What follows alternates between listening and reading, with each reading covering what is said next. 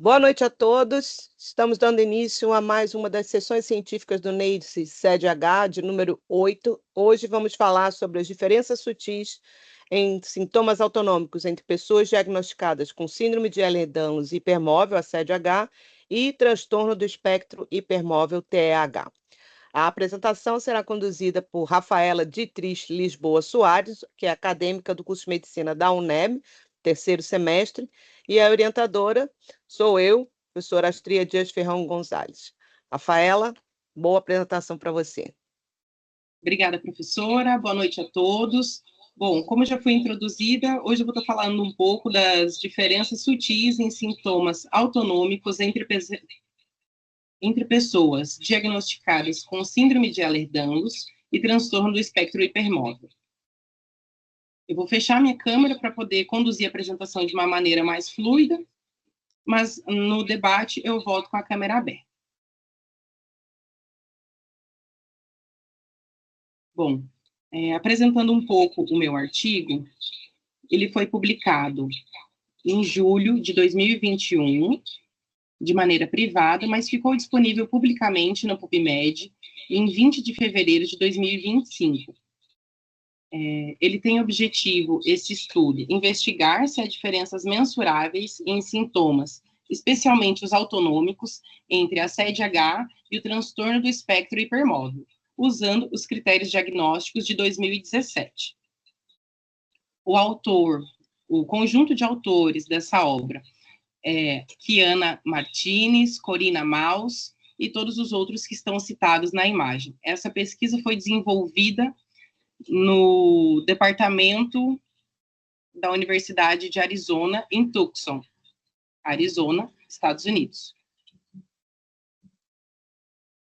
Bom, para começar, eu acho que vale para a gente definir os critérios diagnósticos e quais seriam as principais diferenças entre a síndrome de Ehlers-Danlos hipermóvel e o transtorno espectro hipermóvel. Bom, iniciando pela SED-H. A SED-H é um conjunto de alterações no colágeno. Pausa.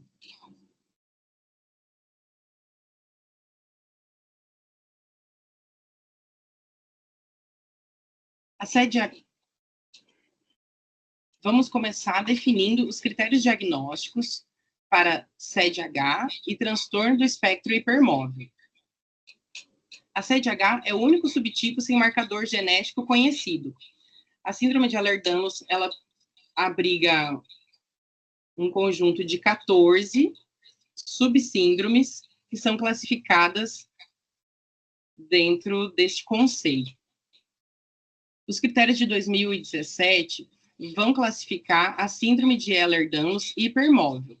Esses critérios vão avaliar a hipermobilidade articular somada de sinais sistêmicos, como pele aveludada, cicatrizes atróficas ou a história familiar. O transtorno do espectro hipermóvel, ele vai avaliar os pacientes com hipermobilidade e sintomas de desautonomia, mas que não preenchem todos os critérios para SED-H, que seriam esses sinais sistêmicos que acabei de falar. Esse grupo do transtorno espectro hipermóvel ainda vai incluir os subtipos desse espectro, que seria o generalizado e o histórico. O generalizado seria onde a pessoa apresenta hipermobilidade em várias articulações do corpo, e o histórico, onde a pessoa na juventude ou infância apresentou hipermobilidade, mas hoje em dia não apresenta mais. Os objetivos propriamente ditos desse estudo foram comparar os sintomas autonômicos gastrointestinais e a fadiga entre pacientes SED-H e transtorno espectro hipermóvel junto de pacientes controle. Ainda buscaram avaliar se os critérios de 2017 refletem as diferenças fenotípicas reais, buscando entender se esses diagnósticos, se esses métodos avaliativos de diagnóstico ajudam a diferenciar o transtorno espectro hipermóvel da síndrome de Ehlers-Danlos hipermóvel. e ainda buscaram investigar a presença de anticorpos associados à desautonomia.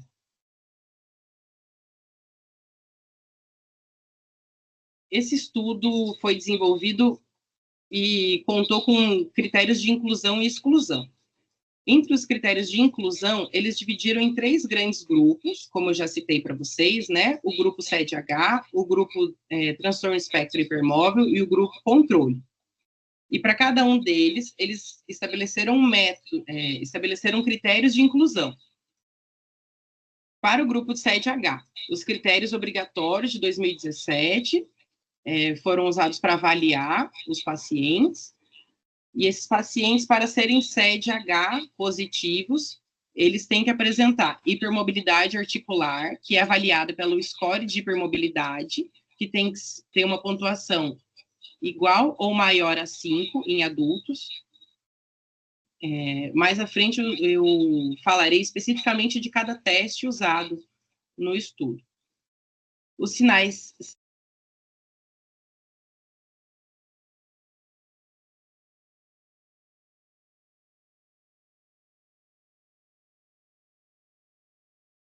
cicatrizes atróficas,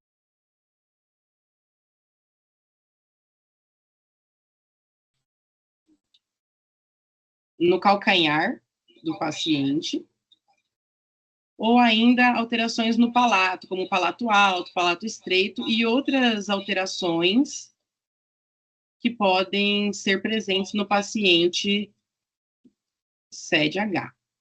E ainda, esse grupo não poderia ter a presença de outras doenças do tecido conjuntivo, como a síndrome de Marfan ou ainda outras formas de SED.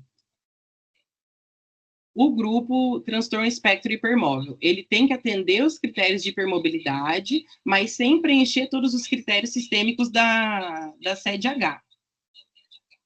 E ainda o paciente deveria apresentar sintomas clinicamente relevantes, como dor crônica, instabilidade articular e desautonomia, que é o principal viés do estudo. Ainda foram incluídos os pacientes com transtorno espectro hipermóvel generalizado, periférico ou histórico, como eu já disse. E o periférico seria que é uma hipermobilidade unilateral ou concentrada em alguma região específica do corpo, seja membros superiores, membros inferiores. E o grupo controle seriam esses pacientes que não são diagnosticados com nem SED-H, nem transtorno do espectro hipermóvel, nem outras doenças do tecido conjuntivo, e tampouco não podem ter um score maior do que 5 ou igual no teste de hipermobilidade.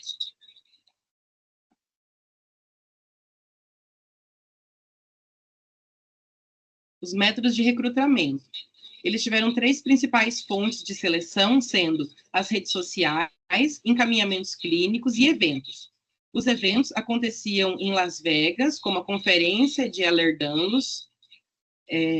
Os encaminhamentos clínicos são de pacientes, de geneticistas e reumatologistas associados à rede de pesquisa ou ainda à universidade, ou que conheciam pesquisadores associados, né? E as redes sociais foram através de anúncios em grupos de apoio à SED-H no Facebook, voltados à região desenvolvida a pesquisa, e ainda o site da Ehlers-Danlos Society. A pré-triagem aconteceu com esses pacientes foi um questionário inicial, fazendo uma avaliação ou por e-mail ou por ligação telefônica para identificar um histórico de hipermobilidade, a presença de 5 ou mais sinais para pré-selecionar esses pacientes possíveis a SED-H, porque tinha-se a vontade de ter um N maior de pacientes SED-H para poder fazer essa comparação e avaliação. E ainda as exclusões preliminares foram os diagnósticos alternativos, como eu já citei, e ainda pacientes menores de 18 anos também foram excluídos desse estudo. Agora, voltada para as ferramentas de avaliação clínica, falando agora da avaliação da hipermobilidade. foram utilizados o score de Baginton, que é essa escala de hipermobilidade. No nosso Instagram, nós temos uma publicação que fala exatamente como essa escala é utilizada para avaliar a hipermobilidade em pacientes com CEDH. E os pontos que são avaliados são cotovelos e joelhos com hiperextensão, flexão de polegar até o antebraço e o toque no chão com as mãos sem flexionar os joelhos. Essas áreas serão avaliadas de 0 a 9 pontos, onde os lados ou regiões positivas somarão 1 ponto no total. O paciente diagnosticado com hipermobilidade articular deve ter 5 ou mais pontos. Os critérios sistêmicos para avaliação e inclusão de CEDH seriam pele aveludada, cicatrizes atróficas, alterações no palato, como eu já falei brevemente, prolapsos, né? O paciente pode ter prolapso da região geniturinária, seja prolapso anal, e tem a exigência desse paciente cumprir 5 ou mais desses sinais, ser hipermóvel e ter a exclusão de outras doenças do colágeno. Isso para ser diagnosticado como CEDH.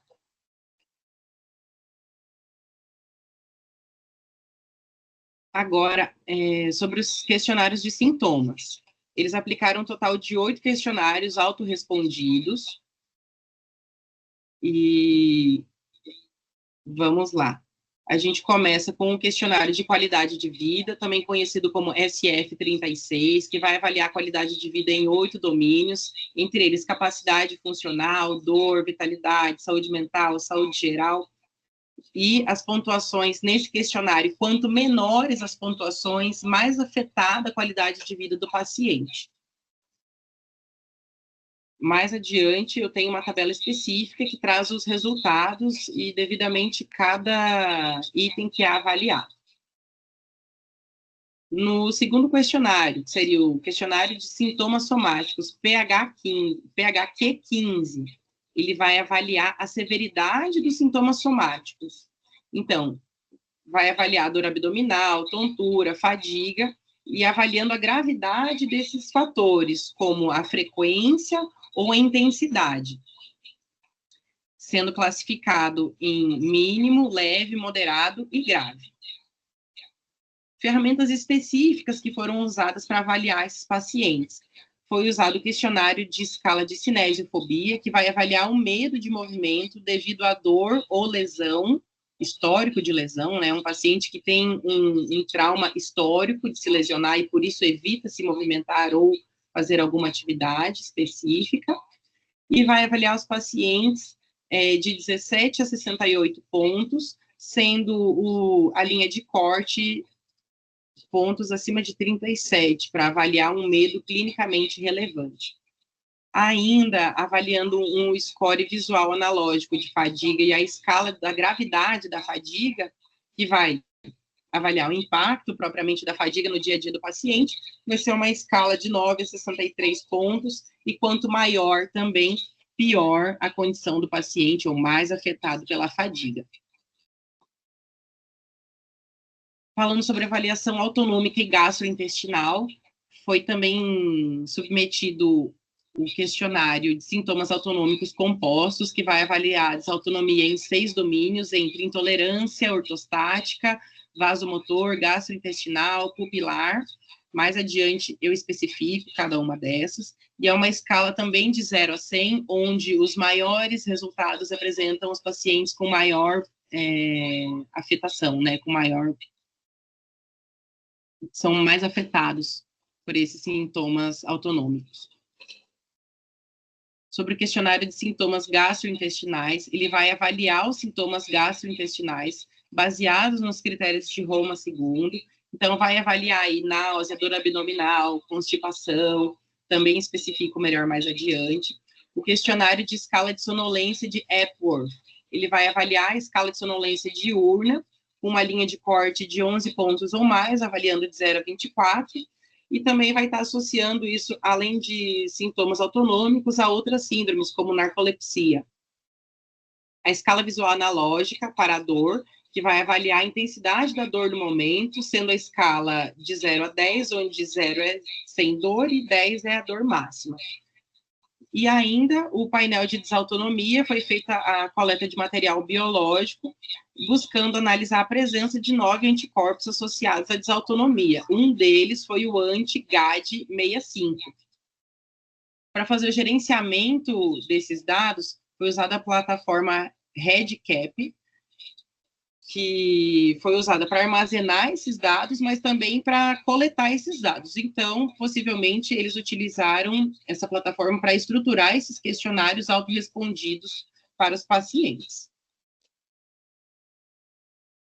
Sobre, finalmente, o nosso número de participantes, e agora essa amostra está formada, né? A gente já selecionou os pacientes, já elucidei para vocês os métodos de inclusão, onde eles foram triados, como eles foram triados e onde eles foram selecionados, e agora a gente obteve essa amostra de 148 participantes, sendo eles 98 com CED-H, 27 transtorno espectro hipermóvel e de controle 23 pacientes, tomando aí a proporção de pacientes de CED-H, 66% da população pesquisada aqui, né, do nosso N. É um N bem consistente comparado a outras pesquisas que a gente encontra um N mais reduzido.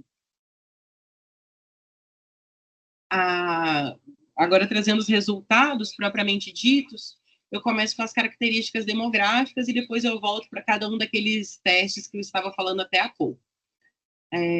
A principal característica desse grupo pesquisado foi que 82%, mais de 82%, né, foram mulheres. Essas mulheres, sendo elas, dentro do grupo de SED, mais de 90% do grupo SED é composto por mulheres. O grupo do transtorno espectro hipermóvel, composto por mais de 81% de mulheres. E o grupo de controle, mais de 45% dele também é composto por mulheres. A idade média dos participantes foi para CED-H, 41 anos, transtorno espectro hipermóvel, 38, e os pacientes controle, 50 anos. Teve um salto desse número da idade média dos pacientes controle, porque ele especifica no artigo, porque tem um dos pacientes que tem a idade mais avançada comparada a todo o conjunto. Então, a média ficou um pouco mais alta, devido a esse paciente que tinha a idade mais alta do que todos os outros do grupo. Falando um pouco sobre a hipermobilidade e os scores obtidos por grupos na escala. Como se esperava, o grupo de CED-H teve a escala hipermóvel com maior pontuação, seguida de transtorno espectro hipermóvel e o grupo controle. O grupo CED-H está acima da média, né, ou dos critérios diagnósticos, então, com mais de 5 pontos. O transtorno espectro hipermóvel, ele está com os pontos em 3,2.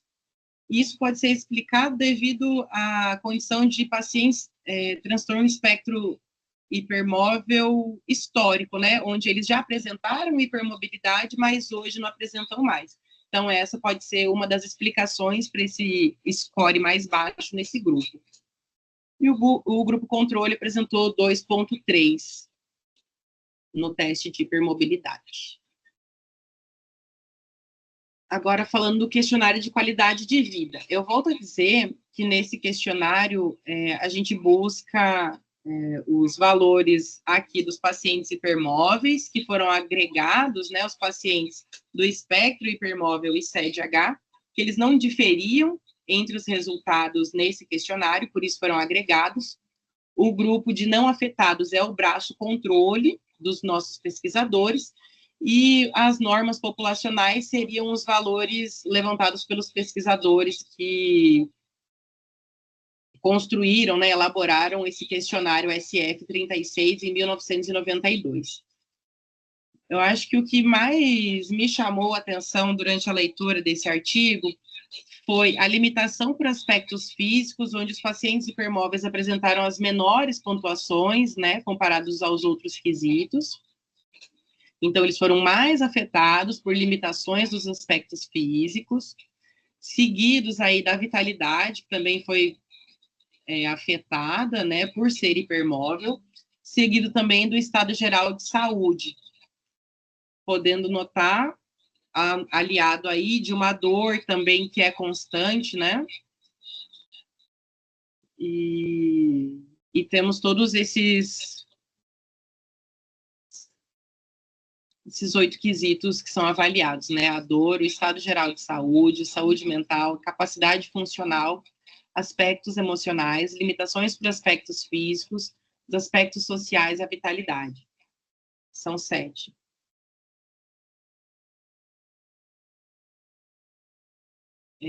Agora, falando um pouco sobre o questionário de sintomas somáticos, PHQ-15. Ele vai categorizar em 4 níveis, de acordo com os scores, em mínimo, leve, moderado e grave, o quão afetados os pacientes são afetados por esses sintomas somáticos. E esses sintomas somáticos podem ser desde incômodo para dormir, enjoo, gases, ou ainda problemas intestinais, falta de ar, sensação de desmaio, tontura, tudo isso é avaliado por esse questionário. O que a gente pode perceber é que eles foram agregados, mais uma vez, em 2 grupos, porque não diferem, né, os hipermóveis entre si. Então, os pacientes hipermóveis, tanto o SED-H quanto o transtorno espectro hipermóvel, 70% deles apresentam sinais graves e outros 20% apresentam sinais moderados em relação a esses sintomas somáticos. E a gente vê que o nosso braço controle, né, os não hipermóveis, a maior parte deles apresenta sinais e sintomas somáticos mínimos. Então, vão apresentar aí pouco incômodo para dormir, raros episódios de enjoo, né, diferente dos pacientes hipermóveis, seja eles SED-H ou TEH, que serão mais afetados por esses sintomas somáticos. Sobre o questionário da escala de cinesiofobia, né, que é aquela escala de medo ao movimento devido a trauma, histórico de trauma. A gente consegue ver que quase 50% dos hipermóveis têm uma pontuação maior ou igual a 37, comparado a 21% do controle, onde apenas 21% dos pacientes controle apresentaram esses sinais significativos, né, de medo significativo. Os pacientes hipermóveis, praticamente metade deles apresentou esses sinais de medo significativo. E esse questionário ainda pode trazer para a gente reflexões como os pacientes evitarem esforço ou atividades físicas por medo de se lesionar. Ele evidencia esses problemas somáticos e ele ainda mostra que o paciente tem medo de lesão e tem medo de se lesionar novamente, e justifica a falta de atividade física, né, ou sintomas assim, devido à dor ou medo por trauma histórico, né, por histórico de trauma, na verdade.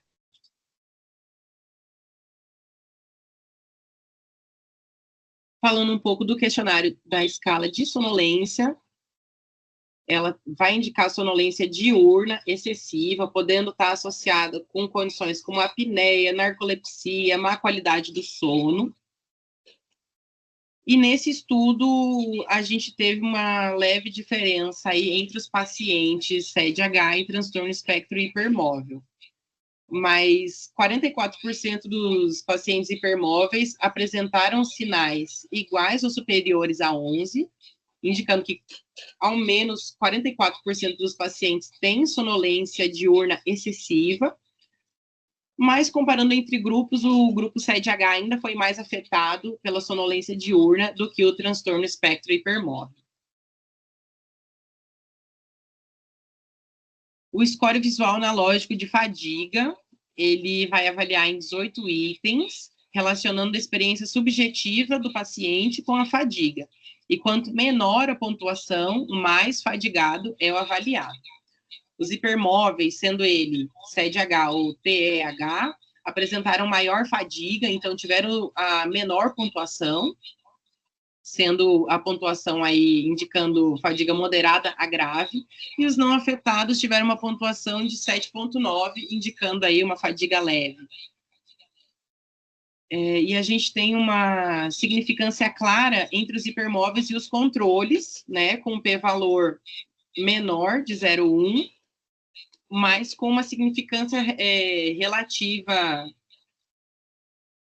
desculpa, me confundi, mas com nenhuma diferença entre o grupo SED-H. Então, elucidando mais uma vez, a gente teve uma diferença nítida entre o grupo hipermóvel e não hipermóvel, mas a diferença entre o grupo hipermóvel, sendo ele SED-H ou TEH, não teve uma diferença significativa entre essa escala da fadiga, né, o visual analógico de fadiga. E a escala de gravidade de fadiga, ela vai avaliar em 9 itens na escala Likert, de 1 a 7, sendo 9 sem impacto, né, a pontuação 9 com impacto mínimo ou sem impacto, e a pontuação mais alta, 63, sendo de impacto máximo. Todos os grupos tiveram scores de 36, então, os 3 grupos, sendo hipermóvel, SED-H ou controle, tiveram fadiga, mas eles tiveram mais presentes nos grupos hipermóveis. E isso traz um sinal de que pode estar associado a estilo de vida, essa percepção de fadiga nos pacientes, para além de condições como SED-H.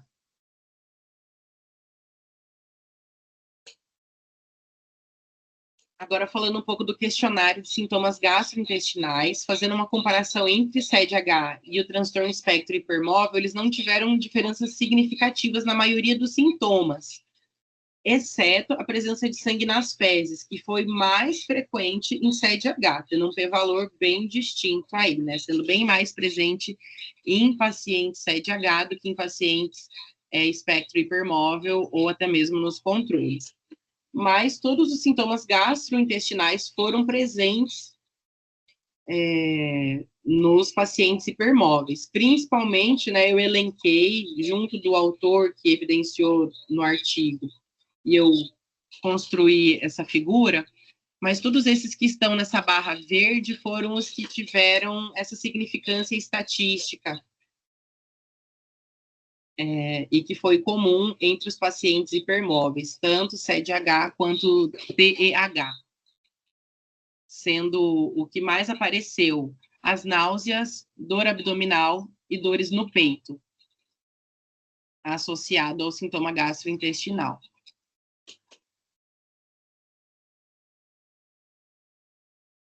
Falando sobre o COMPASS 31, que é aquele questionário que um questionário validado, que vai avaliar os sintomas autonômicos em 6 domínios. O domínio ortostático, que vai ser um parâmetro aí para avaliar a tontura ao levantar. O domínio vasomotor, que vai avaliar extremidades frias, alterações em cor da pele. O secreto motor, que vai avaliar as secreções, seja boca seca, sudorese. O gastrointestinal, que vai avaliar náuseas, constipação e todos os outros itens associados. A bexiga com urgências urinárias, seja aí recorrências no sentido de prolapsos, ou dores, incontinências. E o pupilar, falando de fotossensibilidade.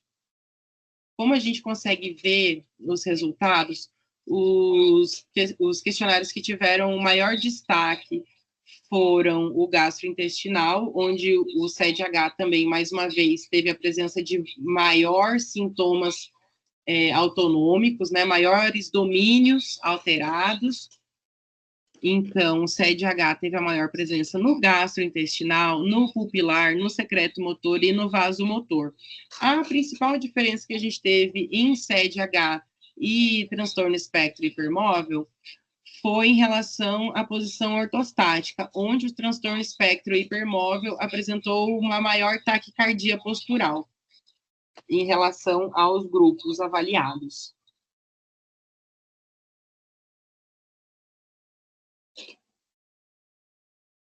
E no final eles ainda criaram clusters que seriam grupos mistos de pacientes para avaliar a severidade desses fatores que foram avaliados até então. O primeiro cluster tem uma porcentagem maior de homens, sendo assim também uma porcentagem maior de pessoas não afetadas. E esse cluster apresenta uma característica de menor gravidade, como a gente pode ver aqui na legenda. O segundo cluster tem um número de 47 pessoas, sendo elas 87% mulheres, com a idade média de 48,2 anos. Eu trouxe esse dado da idade média porque ele foi o único que teve uma variação para menor dos clusters, por isso que eu achei relevante trazer. E o cluster número 3, com um N de 67 pacientes, sendo eles 93% mulheres, e 1,5% de pacientes não afetados por transtornos hipermóveis, sendo eles SED-H ou transtorno espectro hipermóvel. E nisso a gente pode ver, vale lembrar que nas escalas SF, os menores valores são os de maior prejudício, são os valores que indicam maior dano à saúde do paciente. Aqui, na capacidade funcional, a gente consegue ver que o cluster número 3, que está em verde, apresentou a menor pontuação. Aqui, no COMPASS 31 total, o COMPASS 31 é aquele que a gente falava aqui... Desculpa. A gente falava aqui dos sintomas autonômicos, né? E qual maior a pontuação, mais afetado. Então, a gente consegue ver mais uma vez a pontuação da população SED-H bem mais alta. Os sintomas somáticos aqui, mais uma vez, também presentes. O gastro total também, a maior latência, né?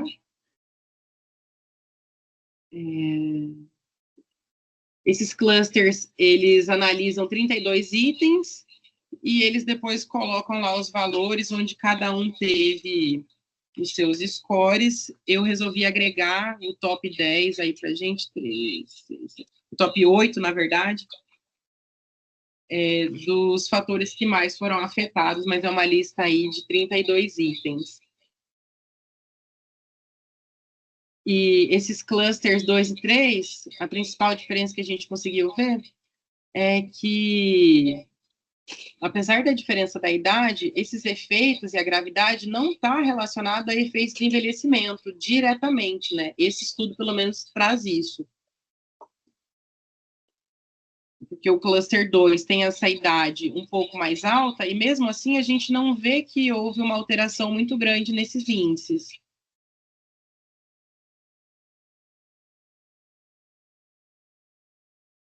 Ainda sobre os resultados, eles fizeram análise multivariada. E aí mostrou diferenças altamente significativas, com um p-valor relevante, com pacientes SED-H mais graves do que transtorno espectro hipermóvel, em todos os itens avaliados. Principalmente vasomotor, que seriam esses problemas com circulação, como mudanças na cor das mãos e dos pés, frio nas extremidades do corpo também, secreto motor para o ressecamento de olhos, boca, mucosas em geral, né? Pupilo motor, a sensibilidade à luz aumentada. Ainda, a gente consegue ver aqui, nas subescalas do COMPASS 31, esses pacientes apresentaram maior sensação de coração acelerado, mais palpitação, mais falta de ar, maior frequência de diarreia ou vômitos após as refeições, e ainda outros sintomas que vão estar associados aí com vasomotor, no caso da mudança da cor da pele de mãos e pés, ficando pálidos ou azulados, e ainda essa sensibilidade à luz aumentada, né, que vai estar ali junto da pupilomotora. Os critérios diagnósticos em SED-H de 2007, falando mais agora sobre a discussão, né, os levantamentos e discussão dos autores. Eles fizeram uma exclusão proposital de sintomas subjetivos e focaram em sinais objetivos para o diagnóstico, buscando aí, mais uma vez, voltando aos objetivos, né, estabelecer critérios claros para a CEDH de diagnóstico, diferencial, principalmente. Então, como a gente poderia diferenciar a CEDH de transtorno espectro hipermóvel, era um dos objetivos desse estudo. O objetivo secundário seria identificar uma coorte homogênea para esses estudos genéticos e ainda, a partir disso, fazer uma abordagem comparativa, né, entre CEDH, transtorno espectro hipermóvel e controles, fazendo essa análise fenotípica a partir dos questionários e genética através da coleta de material biológico. Os achados principais em sintomas autonômicos foi que a CEDH tem sintomas mais graves, sendo eles os sintomas vasomotores, pupilomotores, gastrointestinais, e teve um contraste aí que eles encontraram em relação a outros estudos que associam o refluxo ácido, né, o refluxo gastroesofágico, mais frequente em população SED, e isso não foi uma realidade nesse estudo, né? Os pacientes desse estudo não tinham essa maior frequência de doença do refluxo gastroesofágico ou refluxo ácido. E ainda com o COMPASS 31, a gente consegue avaliar que os pacientes 7H desse estudo tiveram um score similar a POTS, que é uma publicação da rede social, do Instagram, que a gente fez 1 ou 2 semanas atrás, que associava, né, POTS a CEDH. E a pontuação de CEDH foi bem similar dentro dessa escala aos pacientes que também pontuam para POTS, sendo 42 para CEDH, onde os POTS pontuam 48. Trazendo um pouco das hipóteses etiológicas, né, e da genética. Eles tentaram buscar esses agentes imunológicos, mas não conseguiram correlacionar anticorpos e sintomas autonômicos, né? Mas eles pressupõem, eles fazem a hipótese de que pode haver uma variação poligênica e oligogênica em pequenas mutações em genes, né? Essas mutações poligênicas podem estar acontecendo em alguns genes que levem a essas mudanças tão sutis, né, nos sintomas e sinais. Os fatores biológicos ainda foram levantados, falando aí de, independente do trauma, esses pacientes vão processar esse estresse de uma maneira diferente, que vai ser essa possível disfunção primária do sistema nervoso autônomo, desculpa. E eles elucidam mais uma vez, né, que o mecanismo da desautonomia permanece incerto. E não há uma correlação clara entre a presença de anticorpos autonômicos e a gravidade dos sintomas desautonômicos. Assim, diferenças genéticas parecem mais prováveis do que autoimunidade como explicação para essa diferença na desautonomia entre pessoas CEDH e TEH. Martins, 2021, né, dos autores desse artigo que eu estou trazendo para vocês aqui hoje. Eles ainda apoiam que não tem uma diferença na gravidade de CEDH e transtorno espectro hipermóvel, e eles não conseguiram também colocar alguma diferença com influência na idade, dizendo que a idade pode ser um fator de gravidade ou não para os sinais. Eles também não conseguiram concluir isso com esse estudo. E quando trataram de terapêutica para os pacientes, eles ainda trouxeram que é mais útil tratar esses pacientes pelos sintomas que eles apresentam e pelos quais eles reclamam, do que pelos que o médico, né, ou a equipe médica gostaria de tratar. Então, nesse caso, por exemplo, se o paciente tem mais queixas de dor abdominal, vamos tentar tratar esse sintoma, né, esse sinal. E depois a gente procura entender os outros mecanismos da síndrome e como o paciente é afetado por ela. Ainda os indícios de diferenças na ativação autonômica nos participantes do estudo sugerem que uma área promissora para as pesquisas futuras pode estar na eliminação desses gatilhos autonômicos ou na limitação da resposta a eles.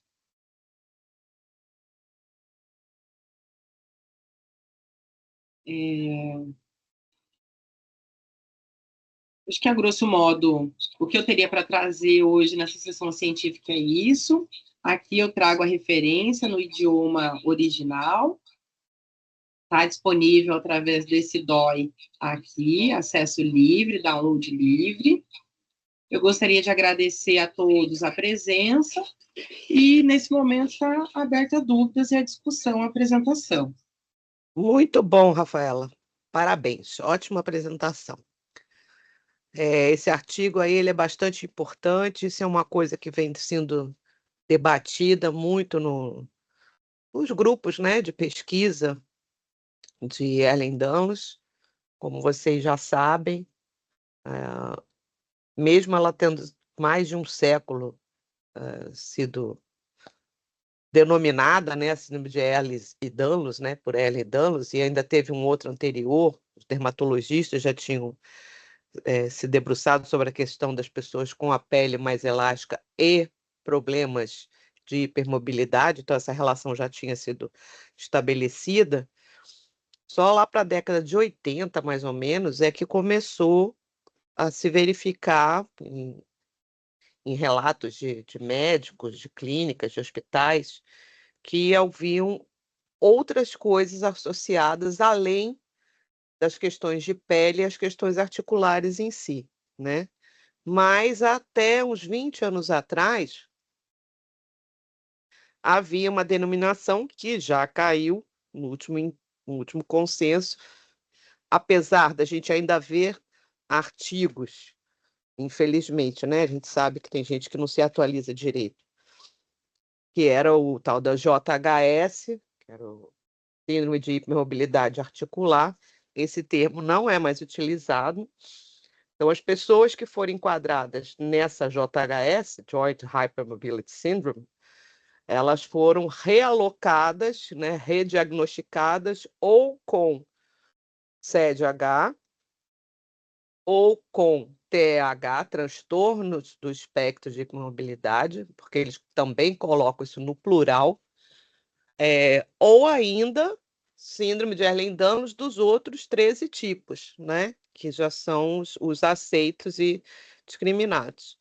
Como ainda permanece essa questão em aberto da genética, da origem genética dessas alterações, porque está comprovado, né, que é de herança, então é uma questão genética, sim, mas não se descobriu ainda um gene específico para essas condições associadas a CDH e TH. É muito importante esse tipo de trabalho, né? Porque hoje, em 2025, em maio, ainda permanece a questão do diagnóstico com base clínica, que segue aqueles critérios que estão sendo, inclusive, reavaliados para ver se vão fazer inclusão de alguma coisa ou readequação de alguma coisa, que a gente encontra lá na Ehlers-Danlos Society, que é a Sociedade Internacional de Ehlers-Danlos. Para o ano que vem, eu acho que deve estar saindo alguma modificação nisso, mas permanece essa questão dos transtornos de hipermobilidade. Nesse trabalho se demonstrou bem, mas trabalhos como esse têm que ser repetidos por outros grupos, né? Para que se determine bem a diferença de um para o outro, e aparentemente, por esse trabalho, a gente verifica que realmente há. Então, na síndrome de Ehlers-Danlos hipermóvel, há muito mais do que simplesmente essas questões verificadas. Obviamente, quem tem transtorno de hipermobilidade também tem alguma alteração, provavelmente em tecido conjuntivo, que lhe dá essas características da hiperextensibilidade, tanto da pele quanto das articulações, mas provavelmente a organização desse tecido conjuntivo não é exatamente igual no que se vê no CDH. E por isso você vê tantas outras questões associadas na CDH que você não verifica pelo menos por esse trabalho aqui, e alguns outros que a gente já discutiu, no transtornos de hipermobilidade, do espectro de hipermobilidade. E ainda se fala em transtornos de espectro, porque mesmo dentro em TH, há muita variabilidade na manifestação dessa hipermobilidade. E isso não é assim de todo exótico, porque a gente sabe, né, das questões da própria epigenética e dos fatores modificáveis. Então, pessoas com diferentes estruturas osteomioarticulares, que também vêm por herança, né, podem apresentar mais ou menos sintomas associados a essas questões, e os hábitos de vida influenciam muito. Então, por exemplo, as questões relacionadas à nutrição dos indivíduos, então, o tipo de dieta que essa pessoa teve e tem, a formação de sua microbiota que ela teve e tem, né? A formação original e como ela mantém isso depois, por exemplo, é um fator de alta relevância para os sintomas gastrointestinais verificados na população em geral, mas mais notadamente nessa população que já tem uma alteração de tecido conjuntivo importante e que interfere nos processos de motilidade gastrointestinal e que interfere nos processos de absorção de nutrientes. E, obviamente, a composição da microbiota, sendo modificada para melhor ou para pior, irá ou melhorar ou agravar, por exemplo, os sintomas gastrointestinais. E, junto a isso, as questões associadas, por exemplo, outra coisa que é associada na síndrome de Ehlers-Danlos, que é o que a gente vem chamando de síndrome de ativação mastocitária, que, na verdade, corre junto com uma hipersensibilidade desses indivíduos a alergenos de um modo geral, inclusive aqueles que não são considerados alergenos típicos, como, no caso de ácaros, que estão presentes na pele e deveriam estar ali de boa, sem causar nenhum problema, mas as pessoas verificam muitos casos de dermatite, né? Das próprias questões de absorção e distribuição de nutrientes, porque a microbiota, a depender de sua formação, ela vai facilitar ou dificultar a absorção de alguns nutrientes, né? E tudo que vem a reboque dessas questões nutricionais. Por exemplo, como já foi mostrado aqui, uma coisa que vem se investigando, as alterações de glicemia, né? Teve um relato de caso falando sobre hipoglicemia pós-prandial em um caso de paciente diagnosticada com CDH, mas nesse relato de caso, o autor ele chegou a apontar outros trabalhos que também teriam esse relato. E isso também tem a ver com esses processos absortivos e também tem a ver com o tipo de nutrição. A gente sabe que uma dieta pobre em fibras vai causar todas essas alterações que eu estou falando, como alterações de motilidade, alterações de absorção de nutrientes, de tipo, quantidade, qualidade, e, obviamente, vão interferir nas variações de glicemia e os demais sintomas associados, inclusive esses sintomas autonômicos, né? Então, quando a distribuição, por exemplo, de glicose pelo corpo, ela é afetada de qualquer maneira, ela vai desencadear uma série de outras respostas hormonais do organismo que estão envolvidas no processo de digestão, de absorção e distribuição de nutrientes no corpo e de metabolismo celular, e isso faz uma reação em cascata. Ao mesmo tempo, junto com esses fatores modificáveis, além da nutrição, a gente tem a questão do exercício físico, como foi bem demonstrado nesse trabalho, a cinesiofobia, que é uma fobia ao movimento, é uma fobia associada à atividade física de um modo geral, ela é uma constante, ela é mais comum na população afetada por CDH e por transtornos de hipermobilidade articular, porque, em geral, as pessoas, quando se submetem a algum tipo de atividade física um pouco mais intensa, não precisa ser muito intensa, elas já experimentam síndromes dolorosas, síndromes álgicas, geralmente associados à coluna cervical, à coluna lombar, articulações, tornozelo, cotovelo, joelho, etc, etc. E aí é natural, e isso, inclusive, acaba passando por uma recomendação de ortopedista, tipo, que se faça imobilização, que se evite aquele tipo de atividade física.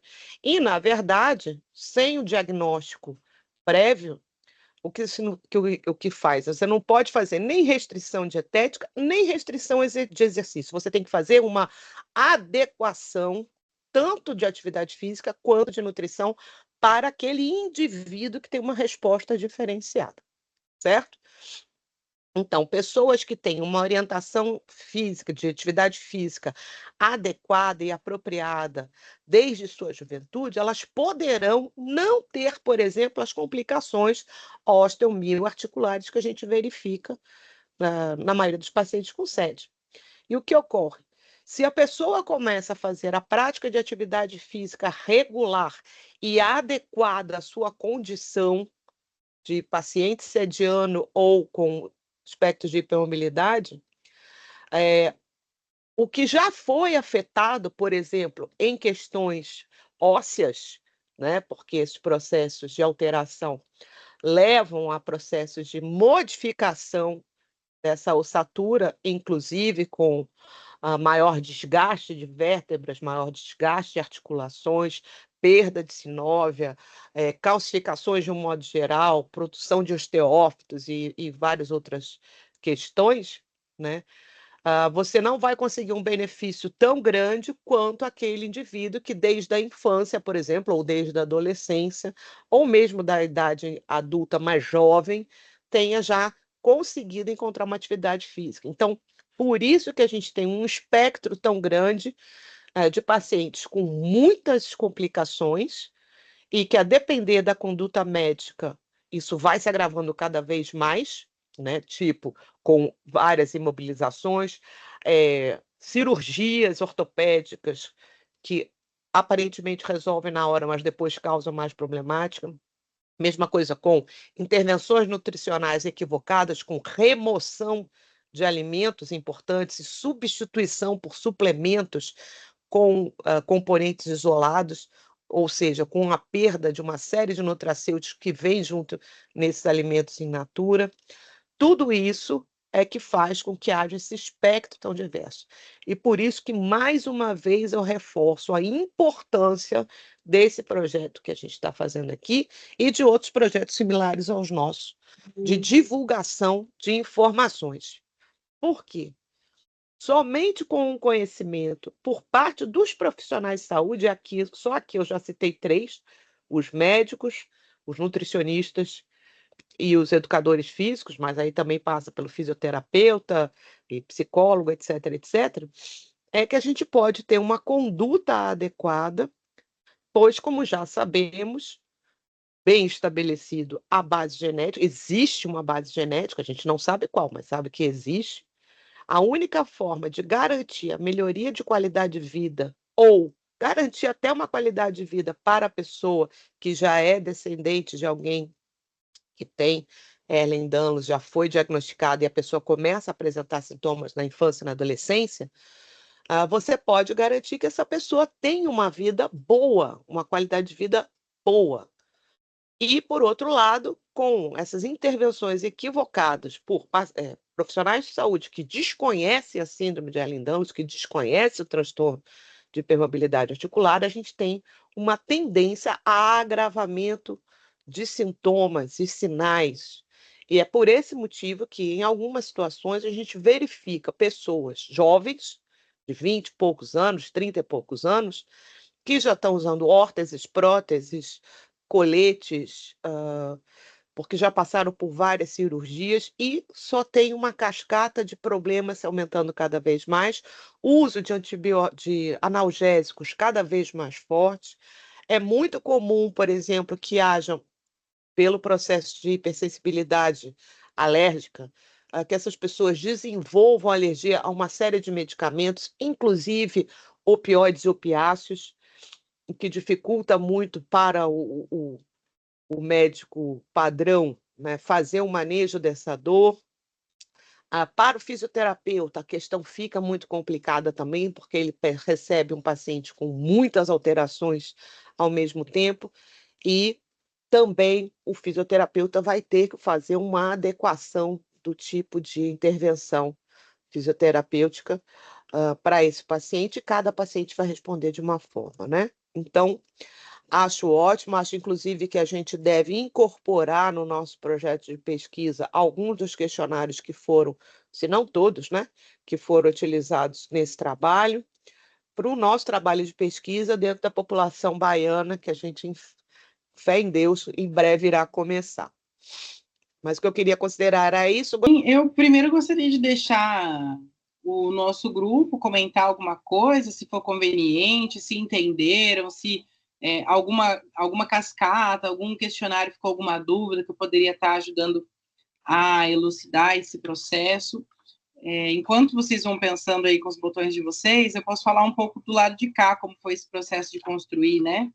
Ele é um artigo extenso, ele é um artigo aí com 31 páginas, está aqui na minha frente, minha Bíblia, meu capítulo da Bíblia, né, mais um deles, mas foi um artigo bem extenso, ele é um artigo de 31 páginas, ele tem muitos dados, ele é um artigo em língua original inglesa, então eu passei pelo processo de tradução do artigo. Primeiro fiz a leitura em inglês, né, eu tenho leitura em inglês, escrita também, então eu li esse artigo em inglês, depois de receber a sugestão da senhora, professora Astria, aí eu comecei a buscar dentro do artigo o que me era interessante, né, quais que eram os pontos relevantes para trazer essa discussão. Eu achei que o ponto de maior discussão estava entre os materiais e métodos, adentrando especificamente nos questionários, e as comparações dos resultados que ele faz, né, que ele tenta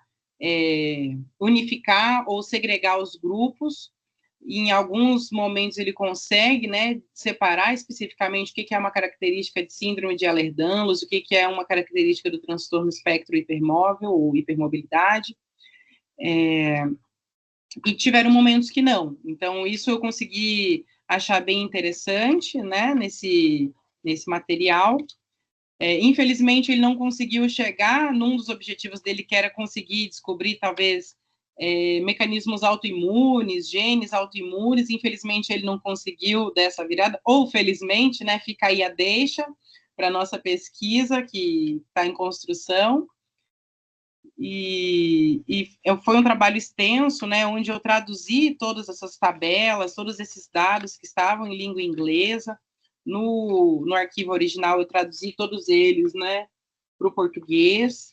Então, foi um trabalho, assim, um pouco maçante, mas eu acho que ele é valoroso devido a essa popularização em ciência que a gente vai fazer, e eu trago oportunidade, né, para as pessoas que não leem no idioma inglês poderem entender um pouco mais desse conhecimento das desautonomias relacionadas à hipermobilidade, seja para Ehlers-Danlos ou para o transtorno espectro hipermóvel. Eu vou lhe dar os parabéns de novo, ninguém parece que tem pergunta, foi muito bem esclarecido. Então, eu vou fazer o encerramento, aproveitando que você já colocou aí para fazer a divulgação do nosso segundo ciclo de palestras do NEIS e SED, que ocorre quinzenalmente na segunda quinta-feira do mês, com apresentação de convidados externos ao grupo, e na última quinta-feira do mês com palestrantes do nosso grupo, os pesquisadores do nosso grupo. E dou por encerrado hoje a sessão científica de número 8. Esperamos que vocês tenham gostado e nos vemos novamente na semana que vem. Obrigada a todos e uma boa noite.